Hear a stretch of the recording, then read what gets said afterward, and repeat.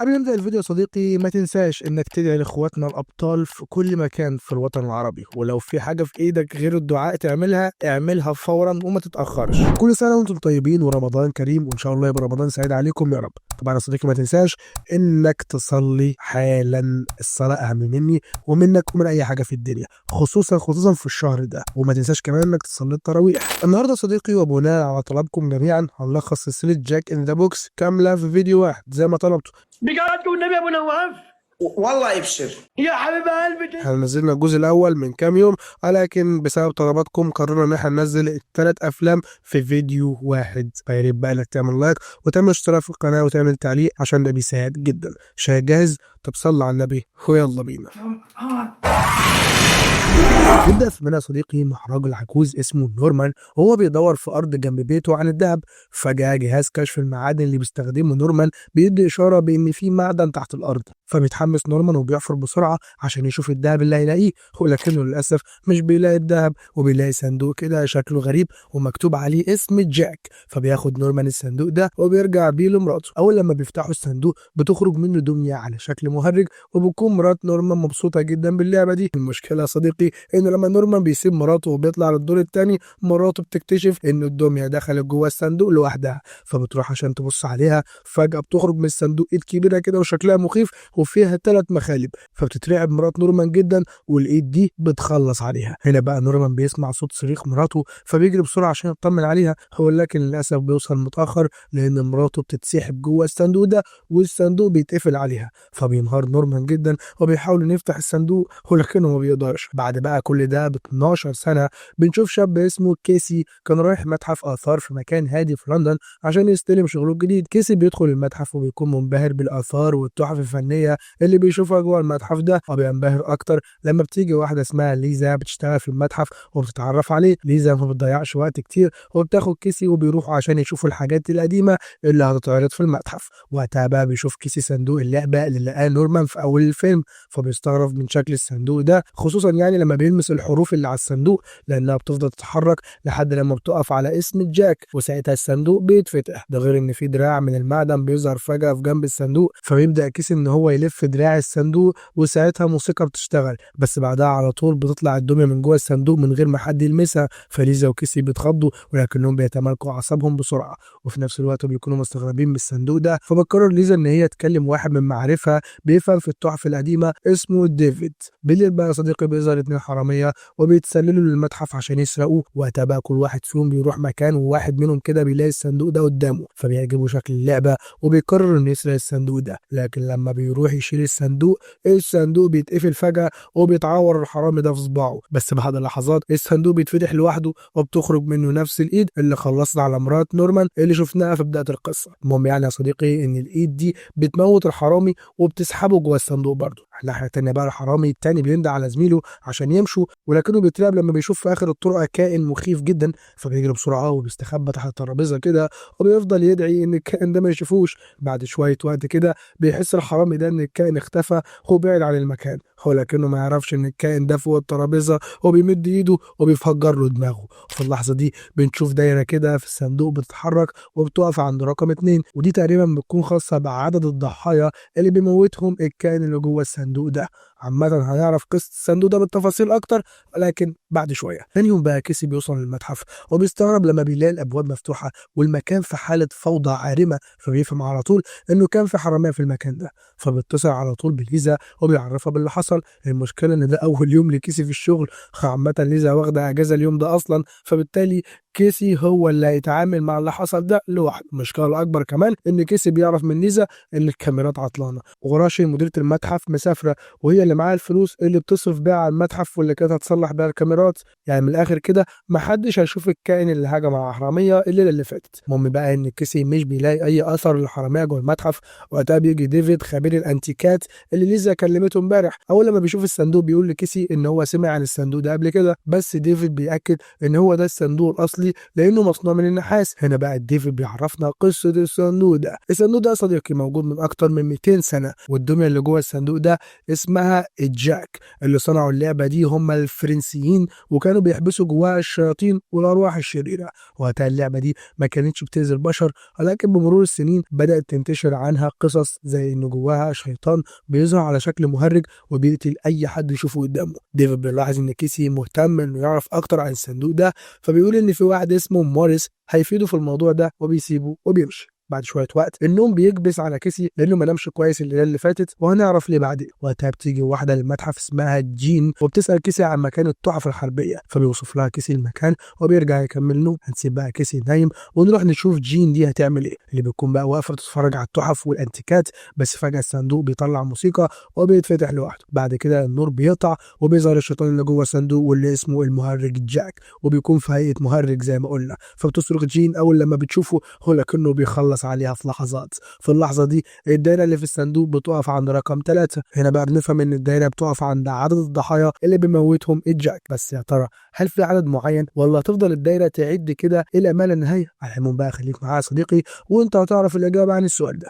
المهم بقى ان كيسي بيكون صحي على صوت صرخة جين، بس لما بيدور عليها مش بيلاقيها، وده لان جاك سحبها جوه الصندوق طبعا. تاني يوم بقى كيسي بيكون رايح شغله وبيشوف اعلان فيه صورة جين، وبيعرف ان هي مفقودة وبيدوروا عليها. وبيشوف كمان صورة الاتنين الحرامية في اعلان تاني وبيكونوا مفقودين هما كمان. فبيحس كيسي كده ان في حاجة غريبة وغلط بتحصل، عشان كده بيروح يبحث على الانترنت عن معلومات اكتر عن الصندوق اللي في المتحف ده. ساعتها كيسي بيستغرب لما بيلاقي مقالات كتيرة جدا بتتكلم عن الصندوق ده، بس بيلفت انتباهه مقال كتبه الراجل اللي اسمه موريس، واللي ديفيد حكى له عنه اليوم اللي فات. ركز هنا يا صديقي عشان هنفهم قصة عمنا جاك اللي بيخرج من الصندوق ده. موريس بيقول في المقالة بتاعته ان جاك روح شريرة جدا جدا محبوسة جوه الصندوق، وانه مجرد ما الصندوق بيفتح لازم جاك يقتل 6 ضحايا ويغذى على ارواحهم، لانه بعدها يتحبس جوه الصندوق مرة تانية لحد لما يجي حد يفتحه ويبدأ جاك ياكل 6 اشخاص تانيين، وهكذا. وكده احنا عرفنا قصة الصندوق، عرفنا كمان ان الدائرة اللي فيه اخرها رقم 6. نكمل بقى قصتنا.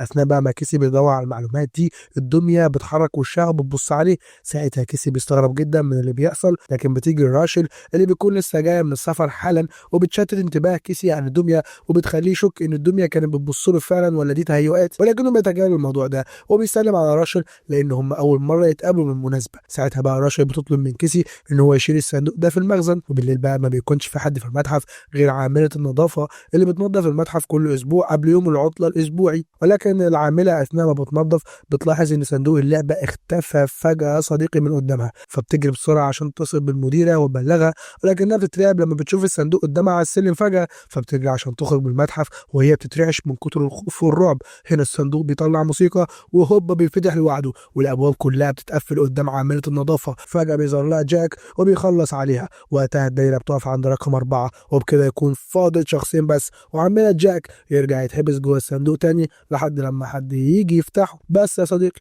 هو بيعدي يومين بقى الاجازه ومحدش بيكتشف غياب العامله نهائيا، لانها متعوده تنظف المتحف وتمشي على طول وتيجي كل اسبوع وبس. المهم ان ليزا بتروح المتحف وبتشوف كيسي وهو قاعد بيسمع تسجيل بصوت بنت، وبتسمع ليزا صوت البنت دي وهي بتستنجد بكيسي، فبتستغرب جدا وما بيكونش فاهمه حاجه. فبيعرفها كيسي ان البنت دي كانت خطيبته، وفي يوم اتصلت عليه وهو كان نايم وما ردش عليها، ولكن ما كانش يعرف ان هي كانت بتطلب المساعده اصلا، لان وقتها كان في واحد بيطاردها وقدر انه يمسكها وسرق الفلوس اللي معاها وهرب.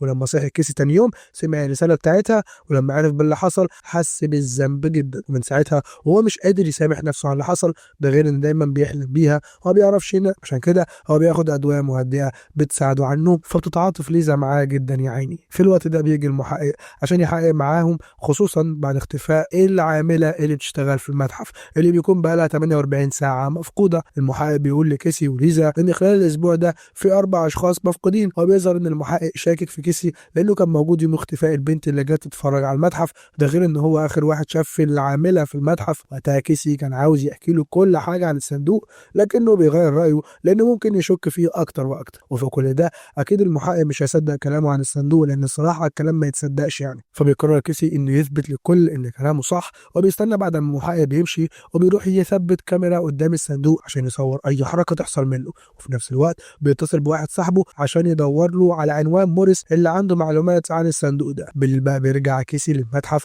لكنه مش بيلاقي الصندوق في مكانه. فجاه نور المتحف بيقطع فبيخاف وبيشغل الكشاف بسرعه، ولكنه بيترعب لما بيهجم عليه جاك وبيضربه ضربه قويه وبيفقدوا الوعي كمان. طبعا يا صديقي انت عايز تعرف ليه المهرج جاك ما قتلش كيسي زي ما قتل باقي الناس؟ هقول لك اننا هنعرف ولكن مش دلوقتي. اما تاني يوم الصبح بقى بيروح كيسي عشان يوري ليزا الفيديو بتاع الكاميرا، ولكنه بيتصدم لما بيلاقي الكاميرا ما صورتش حاجه. فبيحاول كيسي يقنع ليزا ان جاك هجم عليه امبارح، بس هي ما بتصدقوش وبتفهمه ان دي مجرد لعبه مش اكتر. وقتها ليزا بتحس ان كيسي لسه بيعاني واعصابه تعبانه بسبب موت خطيبته، فتتكلم معاه بقى وبتنصحه ان هو يشوف دكتور يعالجه، لكن كيسي بيرفض كلامها ده وبيصمم انه يكشف حقيقه الصندوق ده قدام الكل. في اللحظه دي بيفتكر الورقه اللي كانت على الصندوق واللي فيها عنوان الشخص اللي اتبرع عن المتحف بالصندوق ده، فبيجري بسرعه على المخزن وبيلاقي الورقه مرميه على الارض. فبيروح بقى على عنوان الشخص اللي اتبرع بالصندوق واللي بيكون هو نفسه العجوز نورمان اللي جاك قتل مراته من 12 سنه لو فاكرين في اول الفيلم. في الاول بقى رفض نورمان ان هو يتكلم مع كيسي، ولكن بيقول له ان معاه الصندوق وشاف الشيطان اللي جواه، فبيسمح له نورمان ان هو يدخل ويقعد يتكلم معاه. نورمان بيحكي كيسي ان جاك قتل مراته وانه شافها بعينه لما جاك سحبها للصندوق، ولكن للاسف الشرطه ما صدقتش كلام نورمان واتهموه بقتل مراته واتسجن 10 سنين بسبب تهمه ما عملهاش. فبيساله كيسي لو في طريقه يقدر يوقف بيها جاك، فبيرد عليه نورمان وبيقول له ان هو بقاله سنين بيحاول يعمل كده ولكنه فشل وبيعتذر له لانه مش هيقدر يساعده. لكن كيسي مش بيسكت وبالليل بيروح ياخد الصندوق من المتحف وبيروح بيه لمكان بعيد جدا في الصحراء وبيولع فيه، ولكن اول لما بيرجع المتحف بيشوف الصندوق قدامه. مش بس كده، ده جاك بيطلع من الصندوق وبيبدا ان هو يهجم على كيسي وبيخليه يفقد الوعي كمان. وفي يوم اللي بعده بقى مديره المتحف بتقعد مع ليزا وكيسي وبتفضل انها تسالهم عن سبب المشاكل اللي بتحصل في الفتره الاخيره، فبيحاول كيسي ان هو يعرفها باللي بيحصل لكنها مش بتسمع كلامه وبتقرر ان هي ترفضه من المتحف تماما لانه من ساعه ما جه والمصاب عماله تحل على دماغهم. فبيتضايق كيسي من اللي حصل، بس قبل ما يمشي بينصح ليزا انها تفضل بعيده عن الصندوق لحد يعني لما يلاقي طريقه يقدر يوقف بيها الشيطان اللي جوه الصندوق ده. بعد كده بتيجي مكالمه لكيسي من صاحبه وبيعرف منه عنوان موريس. هناك بقى بيتكلم موريس مع كيسي وبيعرف كيسي موريس ان هو اول لما فتح الصندوق هو عمل صفقه مع جاك اوتوماتيكي كده، عشان كده جاك هيقتل اي حد في المكان الا هو. وبيعرفه موريس كمان ان هو لازم يهجم على جاك وهو بره الصندوق، بس عشان يقتله لازم يضربه في قلبه ويردد عليه تعويذه قديمه. ولكن اهم حاجه هي ان لما جاك يرجع للصندوق تاني يحاول كيسي ان هو ما ينساش اي حاجه تخص جاك بره الصندوق حتى لو قطعه من هدومه، لان بكده جاك هيقدر انه يرجع تاني بكل سهوله. على الناحيه التانيه بقى بتكون راشل قاعده لوحدها في المتحف، فجاه كده وبدون مقدمات بيظهر قدامها جاك وبيقتلها وبيشدها للصندوق، وهنا الدايره اللي على الصندوق بتتحرك وبتقف عند الرقم 5، معناه ان مفيش غير جثه واحده بس اللي فاضله. تاني يوم ليزا بتروح المتحف وبتشوف اجزاء من جثه راشل، فبتترعب وبتطلع تجري عشان تبلغ الشرطه. بس في اللحظه دي عمنا جاك بيطلع من جوه الصندوق وبيهجم على ليزا وبيطعنها بمخالبه، ولكن فجاه بيدخل كيسي للمتحف وبيحاول يدافع عن ليزا، ولكن جاك بيضربه وبيفقد الوعي. بعدها جاك بيبدا يسحب بقى ليزا للصندوق وهي لسه عايشه يا صديقي. ساعتها كيسي بيتحرك بصعوبه ولكنه بيقدر يوصل عنده وبيوصل عند ليزا في اخر لحظه وبيطعن جاك برمح في قلبه وهو بيردد عليه التعويذه. هنا بقى جاك بيتسحب جوه الصندوق والصندوق بيتقفل عليه. بعد كل اللي حصل ده بتوصل الشرطه وبيقبضوا على كيسي لان هو المشتبه فيه في كل حاجه حصل في المتحف. اما ليزا فبتكون فاقده الوعي، ولكن لما بتفوق بتدي اقوالها في التحقيقات وبتاكد للشرطه على قصه الصندوق اللي حكاها لها كيسي، ولكن للاسف محدش بيصدقها لا هي ولا كيسي. عشان كده بيتحكم على كيسي بالسجن لمدة 10 سنين. فبتقرر ليزا ان هي تروح لموريس لانها عايزة تعرف منه ازاي تقدر تنقذ كيسي. فبيقول لها موريس ان مفيش غير طريقة واحدة بس، وهي انها تاخد الصندوق وتروح تدفنه في مكان بعيد عن الناس لحد بقى لما يعدي عليه 15 يوم وما يقدرش يقتل الضحية رقم 6، وبكده الصفقة اللي بينه وبين كيسي هتنتهي، وبالتالي جاك مش هيخرج من الصندوق الا لو حد لقاه وفتحه مرة تانية. فبتسمع ليزا الكلام ده وبتاخد الصندوق من المتحف وبتروح عشان تدفنه. في نفس اللحظة دي بقى يا صديقي المحقق بيوري كيسي الصور اللي هم لقوها في مسرح الجريمه. هنا كيسي بيلاحظ ان مخلب جاك كان مرمي على الارض جنب الصندوق، فبيفهم انه لما الصندوق قفل على جاك قطع مخلب من ايده. ده معناه بقى ايه؟ ان التعويذه اتكسرت وجاك هيقدر يتحرر من تاني، فبيطلب كيسي من الشرطه انهم يساعدوا ليزا لانها ممكن تكون في خطر، لكن المحقق ما بيصدقش كلامه نهائيا. وبنرجع بقى ليزا صديقي اللي اثناء ما هي بتدفن الصندوق بتلاقي الصندوق بيتفتح وجاك بيخرج منه وبيسحبها من رجلها لحد لما بيدخلها جوه الصندوق، وبكده تكون ليزا هي الضحيه رقم 6 لجاك، والصندوق بيتقفل لغايه بقى لما حد تاني يلاقيه ويفتحه. ترى يا صديقي هل الصندوق هيتفتح تاني؟ ده اللي هنشوفه في الجزء الجاي. تبدأ أحداث الجزء الثاني يا صديقي بقى بعد سنة من اللي حصل في الجزء الأول. بنشوف ست عجوزة اسمها أولجا مريضة بسرطان العظام، عشان كده يعني أولجا بتكون طول الوقت نايمة على سريرها وتقريبا كده مش بتتحرك إلا نادرا، ده غير إن هي فاضل لها شهر واحد بس وتموت بسبب المرض. ربنا يعافينا جميعا ويشفي كل مريض اللهم آمين. المهم بقى يا صديقي إن عمتنا أولجا بتكون قاعدة مع تاجر تحف وأنتيكات، ده لأن أولجا بتشتري منه صندوق لعبة جاك. وقتها التاجر بيقول لها إنه قدر يلاقي الصندوق ده بصعوبة جدا، ده غير إن في ناس كتير بتقول ان الصندوق ده مرتبط بجرائم قتل كتير من اكتر من سنه، وبيقولوا كمان ان جواه شيطان بيقتل في الناس. هنا بيدخل عليهم ادجار ابن اولجا وبيقطع كلام التاجر وبيديله فلوسه عشان يمشي، لكن لما التاجر بيمشي بينسى مفاتيحه. في الوقت ده بقى عمتنا اولجا بتفتح الصندوق وبيطلع منه مخالب جاك. الغريبه ان اولجا مش بتخاف ولا بتتاثر نهائيا لما بتشوف المخالب دي، بالعكس دي اول لما بتشوف المخالب بتفرح. في نفس الوقت ده بيرجع التاجر للاوضه عشان ياخد مفاتيحه اللي هو نسيها، بس وقتها بيكون جاك طلع من الصندوق وبيهجم عليه وبيخلص عليه وبيسحب جثته وبيدخلها جوه الصندوق تاني. هنا الدائره اللي على الصندوق بتبدا تقف عند الرقم 1، لان كده الدوره هتتعاد من تاني يا صديقي، ولازم جاك يقتل 6 اشخاص عشان يتحبس جوه الصندوق تاني. بس يا ترى ايه حكايه اولجا وليه جاك ما قتلهاش وليه كانت فرحانه كده لما المخالب ظهرت بتاعت جاك؟ انا اقول لك بقى. لو انت فاكر يا صديقي الجزء اللي فات احنا قلنا ان جاك بيعقد صفقه مع الشخص اللي بيفتح الصندوق ومش بيقتله، وده السبب اللي علشانه جاك ما قتلش اولجا. بس في حاجه كمان هنعرفها عن صفقه اولجا مع جاك بس بعدين. المهم بقى ان تاني يوم بتوصل بنت اسمها ايمي لقصر اولجا وبيستقبلها ادجار وبيرحب بيها. هنا بقى احنا بنعرف ان ايمي جايه تشتغل في القصر عشان تراعي اولجا وتاخد بالها من نظافه القصر. وقتها ادجار بيشرح لايمي حاله امه الصحيه بالتفصيل وبيعرفها ان اوضتها هتكون في الدور الاول مع الطباخ فرانك وبنت اسمها جانيت اللي بتهتم بالتنظيف زيها. بعد كده بقى ادجار بياخد ايمي وبيخليها تمضي على عقد الشغل، بس ايمي بتستغرب من الشروط الكتير اللي في العقد ولكن في النهايه بتمضي، فبيسيبها ادجار وبيروح بقى يطمن على امه، لكنه بيندم لما بيدخل اوضتها لانه بيلاقي دم كتير على الارض وبيكون خايف ومرعوب من المنظر. فبتهديه امه وبتقول له ان ده دم التاجر اللي هي اشترت منه الصندوق، فبيسالها عن اللي حصل وليه التاجر ده اتقتل بالطريقه البشعه دي. هنا بقى يا صديقي هنعرف الصفقه اللي بين اولجا وبين جاك. اتاري بقى عمتنا اولجا لما فتحت الصندوق عرضت على جاك ان هي تساعده انه يقتل 6 اشخاص في مقابل ان هو هيشفيها من مرضها، وهو وافق. طبعا التاجر كان هو اول واحد اولجا تضحي بيه، بس لسه فاضل 5 اشخاص لازم يموتوا. فبيسالها بقى ادجار عن الطريقه يا صديقي اللي هي عرفت بيها قصه الصندوق ده، فبتقول له ان هي قدرت تلاقي مذكرات الشخص اللي صنع الصندوق، وبتقول له كمان ان الشخص ده كان خبير في تحضير الارواح واستدعاء الشياطين، لكن في يوم كده قابل شيطان قوي جدا وقرر ان هو يحبسه جوه الصندوق ده غير ان هو اطلق على الشيطان ده اسم جاك. ليه؟ ما اعرفش. المهم ان جاك يعني من وقتها اصبح تحت سيطره صانع الصندوق، لحد لما في يوم من الايام واحد مهرج راح لصانع الصندوق وكان بيشتكي له ان هو بيعاني من سيطره الاشباح عليه. وقتها صانع الاشباح ده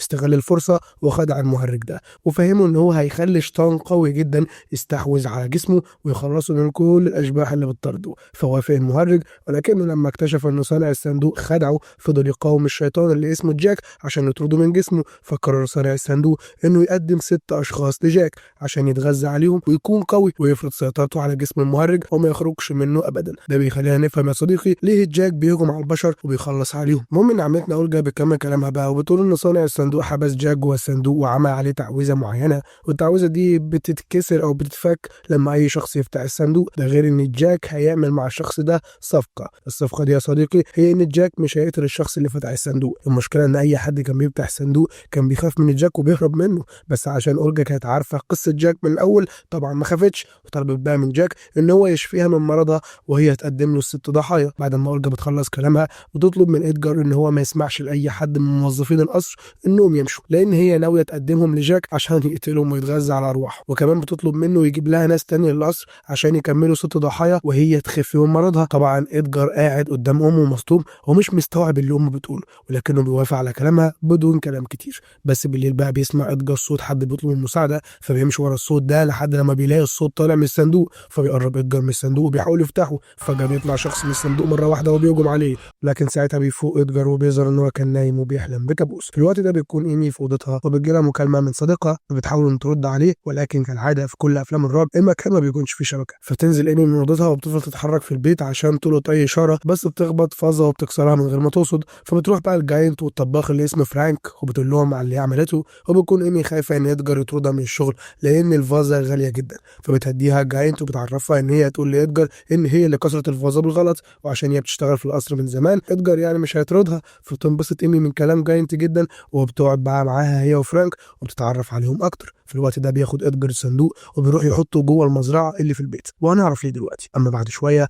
فرانك والجاينت بيروحوا المزرعه عشان يقضوا وقت لطيف. عمنا ادجار بيكون عارف ان هم هيتقابلوا في الوقت ده وبالتحديد في المكان ده، عشان كده هو نقل الصندوق للمزرعه، وبكده هيضمن ان جاك هيخرج من الصندوق ويخلص عليهم. بس المشكله ان الجاينت بتسمع صوت الموسيقى لما الصندوق بيتفتح، فبتخاف جدا وبتسيب فرانك وبترجع على القصر بسرعه. في اللحظه دي يا صديقي فرانك بيروح يشوف الصوت ده جاي منين، بس فجاه ادجار بيقفل عليه باب المزرعه من بره، وده في نفس اللحظه اللي بيظهر فيها جاك وبيخلص على فرانك وبيسحب جثته للصندوق. وقتها الدايره اللي في الصندوق بتقف عند رقم كام؟ ايوه 2. خليك مركز معايا كده. طبعا جورج بيكون شايف كل حاجه بس مش بيستحمل اللي حصل وبينهار وبيفضل يشرب وبيقول لنفسه ان هو مش هيعمل كده تاني، وبيطلع بقى عشان يقول لامه الكلام ده، ولكن لما بيطلع لها بيتفاجئ انها قادره تمشي. فبيتصدم يا صديقي وبيقول لها انه اللي حصل ده معجزه. فبتفهمه ان جاك قتل الضحيه الثانيه، وبسبب كده قوته زادت، ولما جاك قوته بتزيد هي حالتها بتتحسن اكتر واكتر لحد لما تخف خالص من المرض. وقتها ادجار بيغير رايه وبيوعد امه انه مش هيتخلى عنها وهيساعدها بكل الطرق عشان يخلي جاك يقتل 6 اشخاص. بعدها ادجار بقى بيكتب رساله لجانيت وبيمضيها باسم فرانك عشان جانيت بقى تفهم من الرساله ان فرانك ساب الشغل وتخلى عنها وما تفكرش ان هي تدور عليه. تاني يوم بتلاحظ ايمي ان فرانك اتاخر وبتروح اوضته وبتخبط عليه، ولكن ادجار بيشوفها وبيقول لها ان فرانك استقال من الشغل خلاص. فتستغرب ايمي كده ولكنها بتكمل في شغلها عادي. وبتلاقي بقى الصندوق مفتوح ومحطوط على السفره. فجاه ايمي بتكتشف ان راس المهرج بتتوجه ناحيتها، فبتخاف وبتفضل تبص للدنيا بتوتر. بس كل ده بيكون مقلب من جانيت اللي بتطلع من ورا الصندوق وبتخوفها. فبتتضايق ايمي من هزارها ده، ولكن جانيت بتعتذر لها بسرعه وبتقول لها يعني انها بتحاول تهزر معاها عشان تفك نفسها شويه كده، لانها لقت الصبح قدام اوضتها رساله وداع من فرانك رغم انها كانت متفقه معاه انهم يمشوا سوا من الشغل عشان يكملوا حياتهم مع بعض. في الوقت ده ادجار بيطلع الفطار لامه اللي بتقول له انهم اول لما يقتلوا ال6 اشخاص هيسافروا سوا يقضوا اجازه طويله عشان يغيروا جو وينسوا اللي هيعملوه واللي عملوه. في اللحظه دي بتوصل ستاسي حبيبه ادجار، فبيروح ادجار عشان يفتح لها، ومجرد ما تدخل بيهجم عليها وبيفقدها الوعي. ولما بتفوق ستاسي بتلاقي نفسها مربوطه وبيجيب ادجار الصندوق وبيحطه معاها في نفس المكان. طب ليه ادجار قرر يضحي بحبيبته؟ اجابه السؤال ده هيقولها ادجار بنفسه دلوقتي، لانه بيقرب من ستاسي وبيقول لها ان هو عارف ان هي بتخونه، وان لما امه تعبت هي كانت فرحانه بمرضها ومستنياها تموت كمان لانها طمعانه تتجوزه بعد ما يورث امه، عشان كده هي اللي هتموت بدل امه. طبعا ستاسي بتترعب وبترجاه يفكها، ولكنه يا صديقي بيرفض وبيقول لها ان والدته هتفضل تسنده مهما حصل وبيسيبها مع الصندوق. وكل سنه وانت طيب. وقتها بيطلع عمنا جاك من الصندوق وبيهجم على ستاسي، وبعد شويه وقت بيرجع ادجار عشان يشوف اللي حصل لها، ولما بيقرب منها بيلاقيها لسه عايش ولكن بدون عينيها، فبيخاف وبيجري بسرعه من المكان. ساعتها جاك بيسحب ستاسي جوه الصندوق وبيتغير الرقم اللي في الدايره لرقم 3. الناحيه الثانيه بقى جانيت وايمي بيكونوا قاعدين مع بعض، وبتتكلم ايمي مع جانيت عشان يعني تنسيها اللي حصل من فرانك، وبتسالها عن ادجار. فبتقول لها جانيت ان ادجار فاشل وعقله على قده وما عندوش شخصيه، واي بنت بتتعرف عليه بتكون طمعانه في فلوسه بس، عشان كده اولجا كانت دايما بتبوظ له اي علاقه بيدخلها. اما عن سبب قربه من امه فزمان وهو عنده 12 سنه شاف ابوه بيضربها وما قدرش يستحمل فقتل ابوه. وقتها امه رفضت تشهد عليه ولفقت القضيه لعمه. فبتسالها ايمي هي عرفت كل الكلام ده ازاي، فبتتريق جانب بقى على ادجار وبتقول لها ان هي مره سهرت معاه ولما شرب حكى لها على كل اسراره. العبيط المغفل. المفاجاه يا صديقي ان ادجار بيكون واقف ورا الباب وبيتضايق جدا من تريقه جانت عليه، فبيروح على اوضته وبيجيب منها دواء معين بيسبب الهلوسه، وبيرجع لايمي وبيحط حبايه دواء في كوبايه الميه من غير ما هي تشوفه. هنا بقى بنفهم ان ادجار عايز يخلي ايمي تحس بهلاوس عشان لما المهرج يقتلها ادجار يلاقي حجه مناسبه لاختفائها زي ما عمل مع فرانك. المهم ان ده بيحصل فعلا لان ايمي بتكون في اوضتها وبتتخيل ان جاك واقف قدامها، فبتخاف وبتجري وهي بتصرخ، فبتروح لها جانب بسرعه وبتطمن عليها. وتاني يوم بقى بيروح ادجار لاوضه ايمي عشان يطمن على صحتها، بتطلب منه ايمي انها تمشي من القصر وترجع بيتها، ولكنه بيرفض وبيقول لها انه هيساعدها وهيكلم لها الدكتور عشان يكشف عليها، ده غير انه بيديها اجازه اسبوع عشان ترتاح لحد لما حالتها تتحسن. بعدها بقى بيوصل الدكتور وبيكشف على ايمي وبيقول لها ان اللي حصل لها ده هلوسه، وكان هيدي لها حبوب عشان الهلوسه دي، ولكنه بيغير رايه وبيقول لها انها لازم ترتاح وبيسيب لها الكارت بتاعه وبيمشي. بس ادجار بيقابله قبل ما يخرج من القصر وبيتخانق معاه. اتاري بقى عمنا ادجار اتفق مع الدكتور عشان يدي لايمي حبوب هلوسه، ولكن الدكتور بيقول له ان ضميره أنبه وما قدرش يعمل كده وبيسيبه وبيمشي. ادجار يسيبه طبعا؟ لا، الدكتور لما بيروح عند بوابه القصر بيلاقيها مقفوله، فبيتعصب وبيرجع لادجار عشان يخليه يفتح البوابه. بس الدكتور بيسمع صوت غريب جاي من مزرعه، فبالتالي بيروح عشان يشوف ايه الصوت ده، وبالتالي بيتفاجئ لما بيشوف الصندوق جوه المزرعه، وبالتالي بيظهر ادجار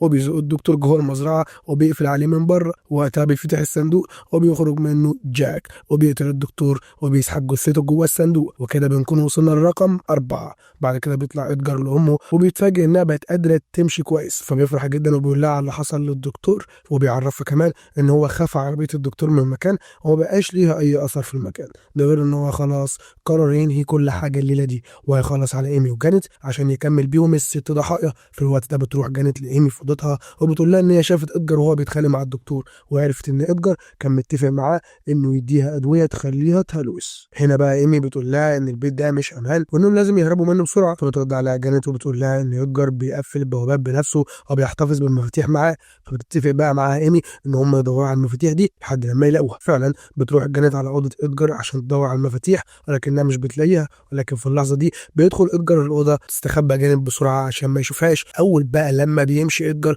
بتخرج جانت من الاوضه وبتنزل تدور على المفاتيح في المخزن. هناك بقى بتلاقي الصندوق قدامها وبيخرج منه جاك وبيهجم عليها، فبتحاول جانت ان هي تهرب منه وبتشوف ادجار واقف عند الباب وبتطلب منه ينقذها، ولكنه بيرفض وبيقول لها ان هي تستحق الموت عشان طول الوقت بتتريق عليه. وفي اللحظه دي جاك بيسحبها جوه الصندوق وبيتغير عداد الصندوق لرقم 5. وعلى الناحيه الثانيه ايمي بتسمع صوت صاحبتها وهي بتصرخ، فبتاخد سكينه وبتروح على المخزن وبتترعب لما بتشوف ايد جانت موجوده جنب الصندوق، فبتطلع تجري من المكان بسرعه. وفي نفس الوقت ده ادجار بيدور عليها عشان يقدمها لجاك وتكون هي الضحيه الاخيره، ولكن ايمي بتقدر تخدعه وبتحبسه جوه اوضتها وبتروح بقى على اوضه المكتب وبتفضل تدور فيها لحد لما بتلاقي المفتاح. ولكن فجاه بتظهر اولجا من وراها وبتطعنها بالسكينه وبتقول لها ان هي مش هتقتلها، وبتعرفها ان جاك هو اللي هيعمل كده عشان يتغذى على روحها. في اللحظه دي ادجار بيحاول انه يكسر الباب وده بيشتت انتباه اولجا، فبتستغل ايمي الفرصه وبتاخد منها السكينه وبتطعنها لحد لما بتخلص عليها خالص. وقتها ادجار بيسمع صوت امه وهي بتصرخ،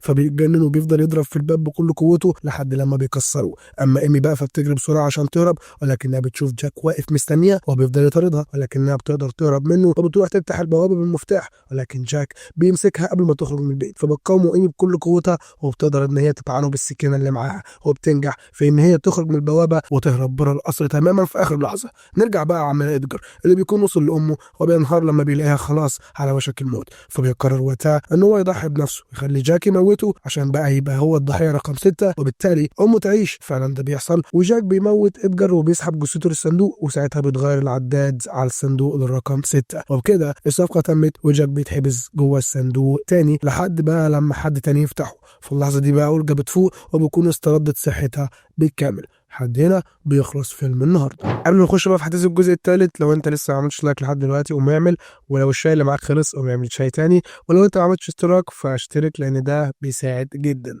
يلا نخش على الجزء الثالث. بيبدأ الجزء الثالث صديقي بقى بعد سنين كتير من أحداث الجزء الثاني، وبنكون مع بنت اسمها ريفن ومعاها 2 شباب بيتسللوا المكان كده زي ورشة تصنيع تماثيل من الخشب. نعرف بقى إن هم ناويين يسرقوا حاجة معينة من الورشة دي، لحد لما بيوصلوا المكان بيكون في كرسي عليه دمية خشب لكن ليها راس إنسان، فبيتخض واحد منهم وبيهرب. أما ريفن وزميلها فبيقرروا إن هم بقى يقربوا من الدمية، لأن الحاجة اللي هم ناويين يسرقوها دي تبقى قلب مصنوع من الخشب، ولكن القلب ده مش عادي وليه قدرات غريبة وخارقة، والقلب ده بقى موجود جوه الدمية اللي قاعدة على الكرسي. المفاجأة بقى ان ريفن وزميلها بيلاقوا وش الدميه دي بيتحرك. على الناحيه الثانيه بنشوف زميلهم اللي هرب وهو بيلاقي قدامه صاحب الورشه واللي بدون مقدمات بيمسكه وبيقربه من المنشار عشان يخلص عليه، فبيصرخ بعلى صوته يا عيني من كتر الخوف والرعب اللي هو فيه، ولكن الراجل ده مش بيرحمه وبيخلص عليه. في اللحظه دي بقى ريفن وزميلها الثاني بيهربوا من المكان اول لما بيسمعوا صوت صراخ زميلهم، لكن الراجل صاحب الورشه بيظهر قدامهم تاني وبيخلص على زميل ريفن، واللي بتقدر بقى ان هي تهرب بعجوبه من المكان ده بس من غير ما تاخد القلب اللي هم كانوا جايين اصلا عشانه. تانيين بقى بنشوف ريفن وهي عند واحد اسمه هارفي، وده بقى يا صديقي يبقى زعيم عصابه بتتاجر في الحاجات الخارقه للطبيعه، وهو اللي كان باعتهم عشان يسرقوا القلب الخشب. ولكن ريفن بتقول ان هي واللي معاها ما عرفوش يجيبوا القلب، والاثنين اللي كانوا معاها توفاهم الله. طبعا هارفي بيتضايق وبيعرفها ان هي لازم تجيب القلب ده باي ثمن، وبتعرفه ريفن ان هي مش هترجع هناك مره تانية لان المكان اللي هناك غريب ومرعب جدا. فبيمسك بقى هارفي تليفونه وبيتصل على واحد من رجالته. ساعتها بتسمع ريفن صوت حد بيتعذب وبيصرخ من كتر الالم. هنا بتتاثر ريفن وبتترجى هارفي ان هو يوقف اللي بيعمله ده، وبتقول ان هي هتسمع كلامه وهتنفذه. وبنعرف يا صديقي ان الشخص اللي هو بيتعذب ده يبقى ابو ريفن اللي هارفي خطفه عشان يضغط على ريفن بيه ويخليها تنفذ اللي هو عاوزه. المهم بقى ان عمنا هارفي بيطلع مذكرات قديمه كده وبيديها ريفن، وبيعرفها ان المذكرات دي فيها معلومات عن شيطان اسمه جاك، وده شيطان قوي جدا محبوس جوه صندوق. اما المذكرات دي بقى فهي مذكرات الشخص اللي حبس جاك في الصندوق. اهم معلومه بقى هي ان الصندوق ده موجود في قصر اورجا الست العجوزه اللي شفناها في الجزء الثاني، لكن القصر ده بقى اتحول حاليا لمدرسه للبنات من بعد موت اورجا. والمطلوب بقى من ريفن ان هي تدخل مدرسه البنات دي بهويه مزيفه كده عشان تدور على الصندوق وتسلمه لهارفي بمقابل ان هو يحرر ابوها. بعد كام يوم بقى فعلا بتروح ريفن المدرسه دي وبتقابل المديره اللي بتعرفها بالقواعد بتاعه المدرسه، زي انه ممنوع استخدام الموبايلات، وان طول فتره الدراسه بوابات المدرسه هتبقى مقفوله، وعشان تخرج لازم الاول تطلب اذن من المديره، وزي انه ممنوع مثلا استخدام برضو ادوات المكياج ولبس المجوهرات. طبعا ريفن بيكون مستغربه من التعليمات دي كلها لدرجه ان هي بتقول للمديره ان هم كده في سجن مش مدرسه. فبترد عليها المديره وهي مبتسمه كده وبتقول لها ان السجن مسموح فيه الزياره، اما في المدرسه فالزياره ممنوعه. باختصار شديد كده البنات اللي بيدخلوا المدرسة دي بيدخلوا عشان يتربوا مش عشان يتعلموا. طبعا التربية مهمة يمكن أهم من التعليم كمان، وزي ما احنا عارفين التربية قبل التعليم. المهم بقى إن ريفن بتروح تقعد مع البنات اللي في المدرسة، بس بتلاقيهم قاعدين كده في حالة حزن وملل، مش عاجبهم الحال اللي هم فيه من الآخر. معلومة بس كده على جنب برضو يا صديقي، المدرسة دي مش زي باقي المدارس، دي مدرسة معمولة مخصوص للبنات اللي اهاليهم مش طايقينهم بسبب مشاكلهم او ان هم عايزين يخلصوا منهم وخلاص. زي مثلا بنت غلبانه كده ابوها مات وجوز امها الجديد مش عايزها في البيت، وهكذا. يعني الحاجات بقى عينات من كده كتير في المدرسه دي. تمام كده، نرجع بقى نكمل قصتنا. عمتنا ريفن بقى بتتفاجئ من منظر البنات وحالتهم الغريبه دي، ده غير ان ما حدش فيهم بيرحب بيها خالص، ما عدا بنت كيوته كده اسمها كارا بترحب بيها وكمان بتعرفها على البنات زمايلها اللي هم اوليفيا وفيكتوريا وايرين ويولو. ساعتها بقى بيجي المدرس الوحيد اللي في المدرسه دي واللي اسمه دين، واللي بقى ابن المديره. بيظهر بقى ان دين في علاقه حب مع اوليفيا، وبيظهر كمان ان اوليفيا دي بنت مغروره وشايفه نفسها على البنات. ما علينا بقى، المهم انه وقتها بيشوفوا في نشره الاخبار تحذير عشان الليله دي هتحصل ظاهره اسمها القمر الدموي. الظاهره دي هيكون فيها غيوم لونها احمر هتغطي السماء كلها بالكامل، والقمر نفسه هيكون لونه احمر، وعشان كده سموه القمر الدموي. بالليل بقى بتقعد ريفن في اوضتها وبتقرا في مذكرات الشخص اللي حبس الشيطان اللي اسمه جاك، وبتعرف ان اللي هيحرر جاك من الصندوق جاك مش هيأذيه، بس لازم جاك ياكل 6 ضحايا زي ما احنا عارفين. بعدها بقى هيحقق للشخص اللي حرره ده اي امنيه هو عاوزها، وده قبل ما يتحبس مره تانية في الصندوق. فجاه ريفين بتلاقي جاك بيظهر قدامها وبيهجم عليها، ولكنها بتصحى من النوم مفزوعه، وبنعرف ان ده كله كان كابوس مش اكتر، لانها نامت اثناء ما هي بتقرا في المذكرات بتاعته وبتفكر فيه. عامه بقى ريفين بترجع تدور في المذكرات على اي معلومه تساعدها عشان توصل للصندوق، وفعلا بتشوف معلومه جديده بتقول ان السر في الغلاف. فبتبص في غلاف الكتاب وبتلاقي جواه مفتاح. تاني يوم بقى بنشوف ريفن وهي بتدور في خريطه على مكان اسمه نهر الكريستال اللي هي قرت عنه في المذكرات اللي فاتت، ولكن ايرين بتيجي وبتقول لها ان هي مش هتلاقي المكان ده على الخريطه لانه ببساطه مفيش انهار في المنطقه اللي هم موجودين فيها. بالليل بقى بتكون ريفن قاعده بتتكلم مع ويلو، وفي الوقت ده بتيجي اوليفيا وبتقول لويلو تقوم من على الكرسي بتاعها عشان هي تقعد مكانها. فبتقوم ويلو بسرعه من على الكرسي لانها خايفه من اوليفيا. ريفن تسكت طبعا، لا بتقعد هي على الكرسي لانه مش عاجبها اللي اوليفيا عملته. فبترمي لها اوليفيا شنطتها من الشباك كعقاب ليها عشان قعدت مكانها، وبتاخد منها المذكرات اللي معاها وبتبص فيها. هنا بقى ريفن بتقف قدامها وبتضربها بالقلم على وشها وبتاخد المذكرات منها. طبعا البنات كلهم بتجيلهم حاله ذهول من اللي ريفن عملته، لان هم عارفين ان اوليفيا شرانيه ممكن تاذي ريفن. وفعلا اوليفيا بتهدد ريفن وبتقول لها ان هي هتندم على اللي هي عملته ده، وبتسيبها وبتمشي. لكن ريفن مش بتشغل بالها بكل ده، وبتروح المكتبه عشان تدور على كتاب كده تلاقي فيه معلومات عن نهر الكريستال. المفاجاه ان هي بتلاقي كتاب كامل اسمه نهر الكريستال حرفيا كتاب كده اسمه نهر الكريستال. المفاجأة الأكبر إن لما بتشيل الكتاب ده من مكانه بتلاقي وراه مكان المفتاح، فتستخدم المفتاح اللي لقيته في الكتاب وبتحطه في المكان ده وبتفتح باب سري في المكتبة بيودي القبو سري. فبتمشي بقى في القبو ده لحد لما بتلاقي أوضة بيكون فيها الصندوق، بس بيكون مربوط بسلاسل. فبتحاول ريفن إن هي تفك السلاسل دي، ولكنها بتسمع صوت المديرة وهي جاية عليها وبتنده عشان تشوف مين اللي دخل المكان ده. فبتفتكر هنا ريفن إن هي نسيت الباب وراها مفتوح وبتجري بسرعة من المكان قبل ما المديرة تشوفها. الصدمة بقى يا صديقي إنه في اللحظة دي بنشوف حد بيكون فك السلاسل من على الصندوق وبيمسك الدراع المعدنية وبيلفها عشان الموسيقى تشتغل، وجاك هوبا بيطلع من الصندوق. باختصار كده الشخص المجهول ده هو اللي حرر جاك، بس هو مين وازاي وصل للصندوق ده اللي هيعرفه لكن مش دلوقتي.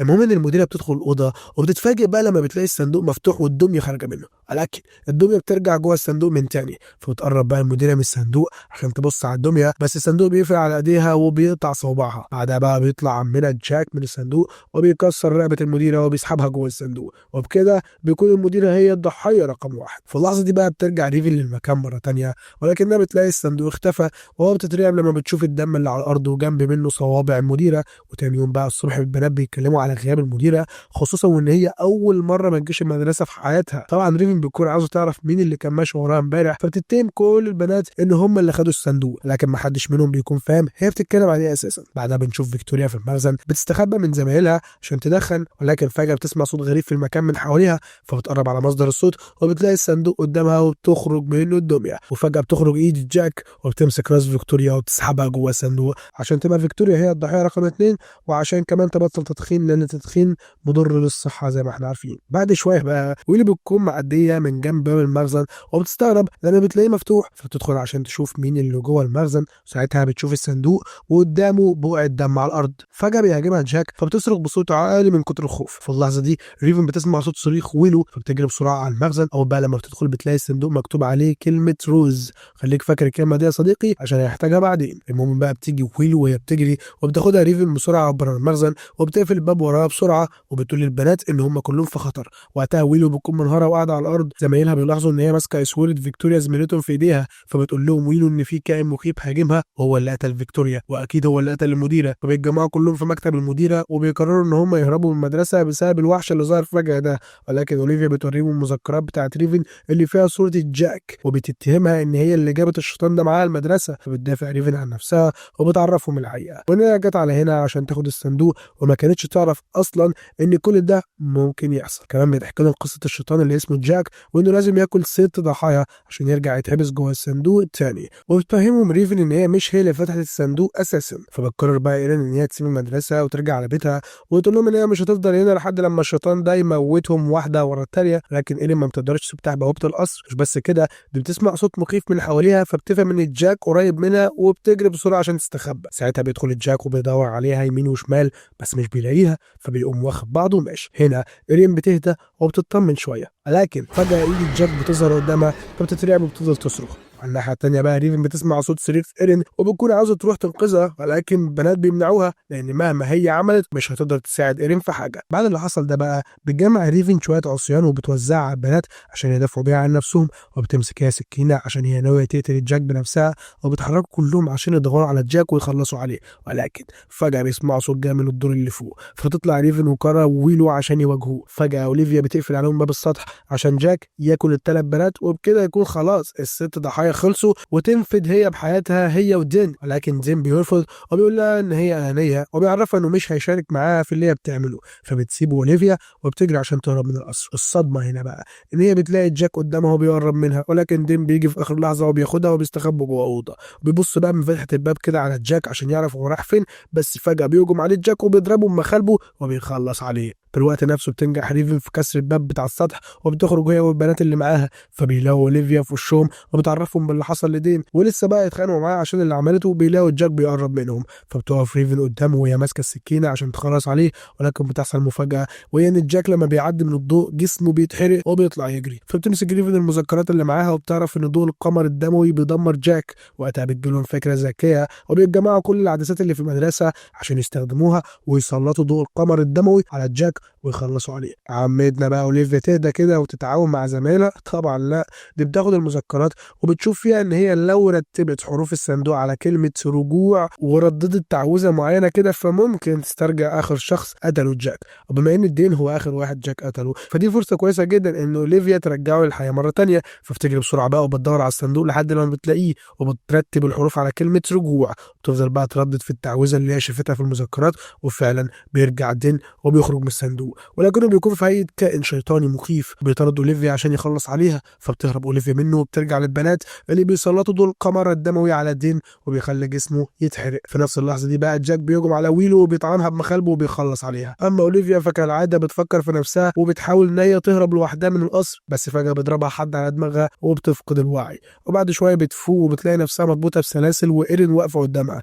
فتستغرب اوليفيا لانها بتكون فاكرة ان جاك قتلها ولكنها كانت غلطانة. هنرجع بقى صديقي بالزمن شوية عشان نعرف ايه اللي حصل لايرين. اتاري جاك لما هجم عليها هي قدرت تهرب منه، فمسك جاك آلة حادة وحاول انه يقتلها ولكنها قدرت تهرب منه. في الوقت بقى الحالي ايرين بتقول لاوليفيا ان هي فضلت مستخبية وبتسمع صوت كل اللي بيموتهم جاك لحد لما عرفت انه كده قتل 5 منهم ومش فاضل غير انه يقتل واحد بس ويرجع يتحبس مرة تانية. عشان كده هي قررت ان اوليفيا تكون هي اخر ضحية لجاك. طب ليه ايرين بتعمل كده مع اوليفيا؟ ايرين نفسها بتجاوبنا على السؤال ده وبتقول ان هي كانت الفترة اللي فاتت تابعة ليها وبتنفذ كل اوامرها عشان هي كانت خايفة انها تأذيها، وده السبب اللي خلاها تكون زي الخادمة لاوليفيا وتسمع كلامها في كل حاجة. بس خلاص جه الوقت اللي هتنتقم منها فيه، فتنهار اوليفيا وبتعتذر لها على كل حاجة هي عملتها معاها وتترجاها ان هي تنقذها، ولكن ايرين بترفض وبتسيبها وبتمشي. في الوقت ده بيجي جاك وبيخلص على اوليفيا وبيسحبها جوه الصندوق، فبتيجي ايرين عشان تشوف الصندوق وهو بيتقفل على جاك، والصدمة بقى ان هي بتلاقي عد الصندوق واقف عند رقم 5. تستغرب كده وما بتكونش فاهمة ازاي ده حصل. هنا بقى يا صديقي عايزك تركز معايا عشان نفهم احنا كمان ازاي ده حصل وليه الصندوق واقف عند رقم 5 المفروض يبقى 6. يعني الفكرة بكل بساطة هي ان لما اوليفيا رجعت دين وخرجته من الصندوق اصبح عدد الضحايا 4 مش 5. بكده بيكون اوليفيا هي الضحية ال5 لجاك، فاضل ضحية واحدة ويرجع يتحبس جوه الصندوق. وقتها بيخرج جاك من الصندوق وبيهجم على مين؟ ايوه ايرين، عشان تكون هي الضحية السادسة والأخيرة. وفي اللحظة دي بتوصل بقى صديقي ريفين للمكان وبتشوف الصندوق وهو بيتقفل على جاك، بس بتستغرب يعني ما بتكونش عارفة تفسير لكلمة روز، لأن الكلمة دي ليها علاقة بالأمنية اللي هيحققها جاك للشخص اللي فتح الصندوق وحرره. فجأة بيجي يا صديقي حد من ورا ريفين وبيطعنها بسكينة في ظهرها، فبتقع ريفين على الأرض وبتتألم. الصدمة بقى إن كارا هي اللي طعنت ريفين. بعدها بتقعد بقى كارا مع ريفين وبتعرفها إن هي اللي فتحت الصندوق وحررت جاك. تعرفها كمان إن هارفي بعتها قبل منها على المدرسة عشان تدور على الصندوق. كارا قبلت بالمهمة لأن هارفي وعدها إن هو هيديها فلوس تصرف بيها على أختها مريضة السرطان، بس هي ما كانش معاها مذكرات عشان تقدر تعرف بيها مكان الصندوق فين. أول لما ريفين جت المدرسة كارا كانت فاهمة إن هارفي هو اللي بعتها. لما مسكت المذكرات من ورا ريفين وعرفت إن جاك هيحقق أمنية الشخص اللي هيحرره، قررت إن هي تعمل كده في مقابل إن جاك يساعدها ويخلي أختها تخف من مرض وترجع سليمة. عشان كده فضلت كارا تراقب ريفين لحد لما وصلت الصندوق، ومن حسن حظها إن ريفين لما سمعت صوت المديرة هربت من المكان قبل ما تفتح الصندوق وتحرر جاك، لأن ده ادى فرصة لكارا إن هي اللي تفتح الصندوق وتحرر جاك وتقول له على أمنيتها، وبالتالي أمنيتها اتكتبت على الصندوق بكلمة روز على اسم أختها. ساعتها بنلاقي روز أخت كارا واقفة قدام بوابة القصر بعد ما استردت صحتها بالكامل، وفي نفس اللحظة كارا بتسيب ريفين وهي على وشك الموت وبتروح لأختها. لحد هنا بيخلص الفيلم وبتخلص الثلاثية وسلسلة جاك إن ذا بوكس بالكامل. الجزء الأول كان جامد جدا، الجزء الثاني كان جامد، الجزء الثالث كان متوسط ما كانش جامد، يعني كان فاهم كان عادي جدا، خصوصا ان الفكرة خلاص اتحرقت بقى، يعني جددوا مفيش حاجة اتجددت الصراحة، مفيش حاجة مختلفة، مفيش تويست كده حلوة في الفيلم، يعني الكلام كله عادي في عادي. فالجزء الثالث الصراحة كان بالنسبة لي اديله تقييم 5/10. الجزء الأول 7/10، الجزء الثاني 6/10. بس يا صديقي تقول لي رأيك تحت في التعليقات، ايه رأيك في السلسلة وعايز تشوف ايه الفيديو الجاي؟ شوفوا الفيديو الجاي، يلا سلام.